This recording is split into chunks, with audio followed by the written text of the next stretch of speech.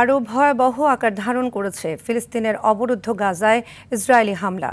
গেল ২৪ ঘণ্টায় ইসরায়েলি বর্বরতায় আরও অন্তত ৫০ জন নিহত হয়েছেন, যাদের মধ্যে ত্রাণের আশায় উপত্যকাটির দক্ষিণে জড়ো হওয়া ফিলিস্তিনিরাও রয়েছেন। কাতারের দোহায় হামাস নেতাদের উপর ইসরায়েলি হামলায় যখন বিশ্বের দৃষ্টি ছিল, ঠিক তখনই অব্যাহত বোমা হামলায় অন্তত ৫০ জনকে হত্যা করে ইসরায়েলি সেনারা। প্রধানমন্ত্রী বেনিয়ামিন নেতানিয়াহু গাজাবাসীকে দক্ষিণে চলে যেতে হুঁশিয়ারি দেওয়ার পরও সেখানেও আক্রমণ জোরদার করেছে ইসরায়েল।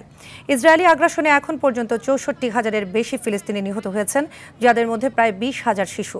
আন্তর্জাতিক মানবাধিকার কর্মীরা এটিকে গণহত্যা বলে আখ্যা দিয়েছেন। যুদ্ধাপরাধের অভিযোগে ইতিমধ্যে আন্তর্জাতিক অপরাধ আদালত নেতানিয়াহুর বিরুদ্ধে গ্রেপ্তারি পরোয়ানা জারি করেছে।